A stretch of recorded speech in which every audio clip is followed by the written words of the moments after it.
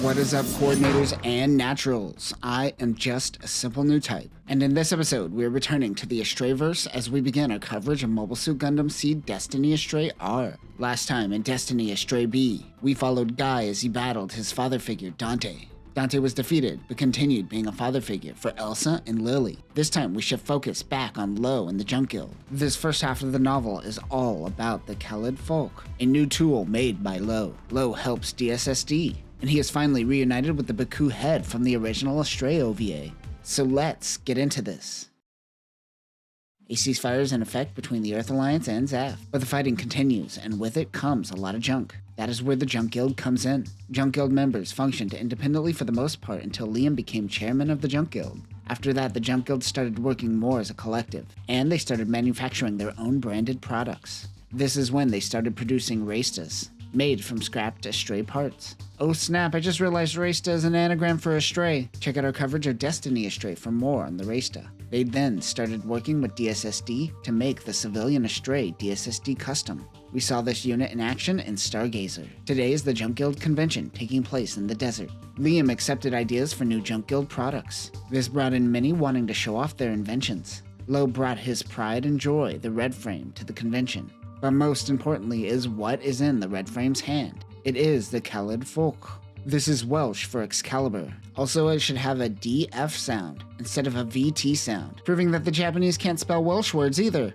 It's not just English words, they just suck at spelling. The Kaleid-Fuk is a multi-purpose tool that is meant for cutting and welding. It has a short build cutter and a long build knife along with the build torch. However, when the limiter is off, the torch can function as a beam saber and a beam gun. The Kaleid-Fuk can also scatter Mirage colloid particles to help maintain balance, but it can also be used as a Mirage colloid disruptor and detector. The limiter can be taken completely off to fire 1 megaparticle beam, but it will destroy the Kaleid-Fuk. He shows off the many functions of the tool. Many are concerned that it can be used as a weapon even though it has limiters. But Junk Guild members, like the group Stardust Caravan, are looking to arm themselves. Stardust Caravan was recently attacked by Zaft. There is a legal loophole they are taking advantage of here. The Junk Guild isn't allowed weapons as civilians, but they are allowed to defend themselves. Removing the limiter turns this tool into a weapon which suddenly becomes legally okay once a battle begins. It's like a space version of Stand Your Ground laws. Kisato tells Lowe to calm down in her Wattfield custom Baku. The TMF A802 PMod W Baku Wattfield custom type is a modified Baku used by Andrew Wattfield, the Desert Tiger himself. It has additional two-headed mounted saber fangs and spikes on the front legs. This is equipped with a two-seater cockpit like the Lagao. It has better maneuverability and close-range combat ability, but its balance is worse than the original Baku. This was supposed to be used as a demo to build the Lagao and wasn't intended to be used. Weapons include two 450mm railguns, a 13-tube missile pod, and saber fangs. A group of work gems show off their tech, but are being overshadowed by Lowe's presentation. The ZGMF 1017 Works Gen is created by a Junk Guild faction made using scrap gen parts. There's no standardization for the gen works. Some have winch arms, some have drills, and some are connected to linear tanks. This could be made with specific use cases in mind. These are worker mobile suits but have been seen carrying linear guns. The Kaleid-Fuk essentially allows any unit to become a works gen without upgrading mobile suits. Suddenly, the Mirage colloid detector on the Kaleid-Fuk goes off. There's a Mirage colloid detector and an end jammer close by. Lowe thinks it is an end dagger N. The Kaleid-Fuk scatters Mirage colloid. People watch as the red frame flies up. It finds a faint shadow of a mobile suit due to the scattering particles. Lowe takes off the limiter on the Kaleid-Fuk and turns it into a sweet sword. He takes out the arm of the end dagger. It instantly retreats. Lowe believes they were after the Kaleid-Fuk, as this is a game changer for the civilian market. Everyone at the convention was watching the fight. That fight was the ultimate marketing tool as everyone wants to buy a Kaleid-Fuk now. We learn that the person who sent the end dagger is a man named Valerio Valeri, who goes simply by Double V. Lowe visits DSSD. He recently returned from Mars. Liam helped arrange a meeting. He also wants to pitch the Kaleid-Fuk to them. They're now in the mass production phase, but DSSD doesn't want it. It looks too much like a weapon for them. Lowe is using a modified civilian Astray. His version is a variant of the Turn Delta that he is making on behalf of Satona Winters, the Martian girl. He shows it off to the DSSD technicians and pitches them on the mobile suit. Suddenly, enemy mobile suits approach. It is a Gen High Maneuver Type 2. This was also used by the Junius 7 terrorists. Lowe helps defend DSSD with the other civilian Astrays. Kisato is also here, but she is powerless. Next to her is a man who is hostile towards the Junk Guild. It is Double V. Double V was a former Acteon Industries engineer. Suddenly, Guy in the Blue Frame 2nd L and Elijah come in to help defend the DSSD base. Double V watches the Blue Frame. He is racist towards naturals, so he is amazed that Lowe could make something like the Blue Frame 2nd L. Lowe heads back to the station to grab his red frame. He wonders what Guy is doing here. They were chasing these raiders. Him helping out here is just a coincidence. Lowe uses the Caletvwich as a sword. He starts pitching his invention mid-battle. Elijah says, "When did you start selling weapons?" Lowe reiterates that it is not a weapon. Yeah, it kind of is. Mid-battle, he realizes he became a weapon stealer. Whoops! The Gigafloat became a target during the war from everyone, but has maintained its neutrality thanks to the fact that it can move. Lowe and 8 are visiting. He brought the red frame with the salvage unit, which is made from a goon to allow him to work underwater. This is the second version and not the one we saw in Astray R. Lowe received a map called the Pirate Emperor's Treasure Map. Of course, he is too curious to ignore it. He begins diving down. 2 ashes follow behind him. This is the mobile suit Kira tore through at the beginning of Destiny. Lowe thinks the map must be true if there are others. They don't attack. They are all waiting to find the treasure before making a move. He finds a cave. Kisato and the professor are lounging out on the Gigafloat. The writer of this novel spends around 800 words describing the professor's body, hidden as Kisato's insecurities. I see you, writer. I know what you're doing. Lowe went deep into the cave until he found air. This version of the salvage unit is detachable, unlike the original. Lowe is then attacked by the ashes. He pulls out the Gerbera Strait. Lowe is also using the new Dreg head. This is a new head that incorporates Mirage Colloid to work with the Kaleid-Fuk. There are additional sensors, but his biggest upgrade is its beam antenna. He slices through one ash and destroys it. He tells the remaining ash to back off. The ash agrees.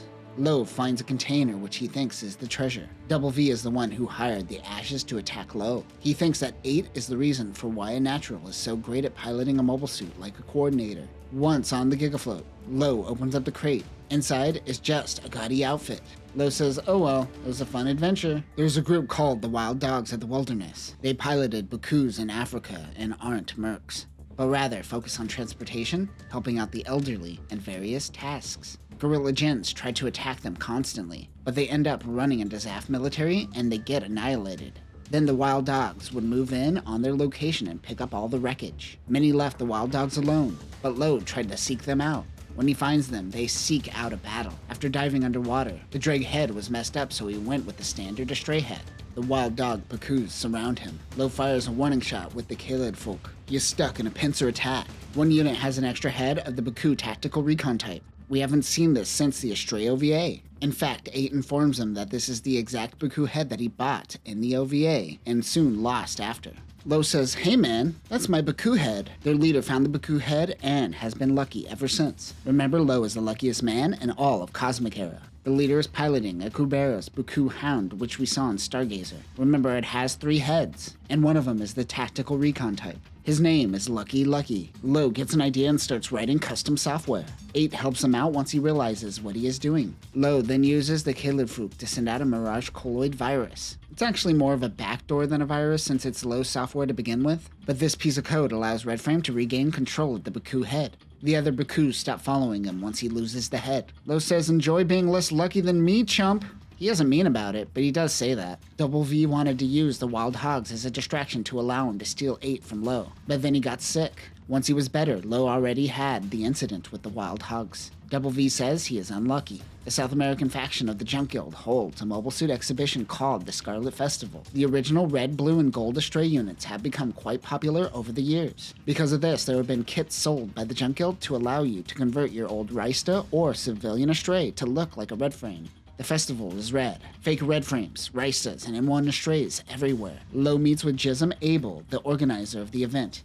Jism. He has his own red frame civilian Astray kit. It is a red frame with a blue frame tactical arms. He calls it Blaze Red. The real red frame currently has the powered red loadout, which allows it to wield the giant Gerbera Strait. They are tripled the output since last we saw it in Astray R. He tells Lowe about the fake red terrorizing the area recently. Lowe is still trying to get people to buy the Caleid-Fuk.